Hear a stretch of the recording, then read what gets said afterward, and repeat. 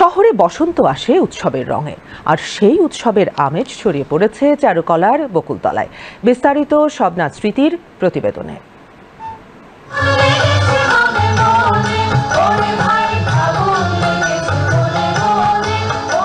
বসন্তকে স্বাগত জানাতে শিমুল পলাশ অশোকের ডালে বসন্তের বার্তা নিয়ে ফুটেছে ফুল।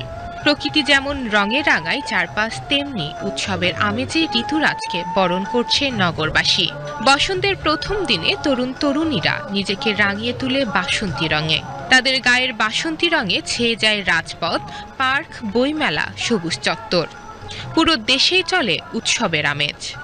ফাল্গুনকে উপলক্ষ করে রাজধানী সহ সারা দেশে নানা অনুষ্ঠানের আয়োজন করা হয়। তবে সারা দেশের নজর থাকে ঢাকা বিশ্ববিদ্যালয়ের বকুলতলার বসন্ত বরণ উৎসবের দিকে। বরাবরের মতো ঋতুরাজকে বরণ করে নিতে ঢাকা বিশ্ববিদ্যালয় চারুকলায় বসেছে বসন্ত বরণ উৎসব। খুবই উপভোগ করছি, আমরা ফ্যামিলিগতভাবে সবাই এসেছি এখানে দেখতে। আমি এখানে প্রথমবার আসছি, অনেক ভালো লাগছে। চারিদিকের অনুষ্ঠান, সবাই সাজগোজ দেখে খুবই বেশি ভালো লাগছে। বসন্ত প্রতিবারই সবার মনে আসুক, সেটাই কামনা, বাসনা সবকিছু। নারীদের পরনে বাসন্তী শাড়ি, চুলে ফুলের মালা, হাতে কাচের চুড়ি আর কপালে লাল টিপ। পুরুষরাও কম যান না, রঙিন পাঞ্জাবিতে তারাও যোগ দেন বসন্ত উৎসবে। যত বেশি এ ধরনের আয়োজন হবে, আমাদের বাচ্চারা, আমাদের আগামী প্রজন্মরা আমাদের সংস্কৃতিকে আরো বিস্তৃতভাবে জানতে পারবে। আমাদের ঐতিহ্যকে ধরে রাখা আমাদের বাঙালিদের কর্তব্য। গান হচ্ছে, নাচ হচ্ছে, আর অনেক সুন্দর আবহাওয়া, মানে সব মিলে খুবই ভালো লাগছে।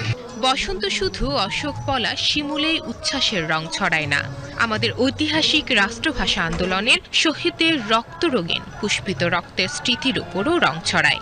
1952 সালের 8 ফাল্গুন বা 21-এর পলাশ রাঙা দিনের সঙ্গে তারুণ্যের সাহসী উচ্ছ্বাস আর বাঁধ ভাঙা আবেগের জোয়ার যেন মিলেমিশে একাকার হয়ে আছে।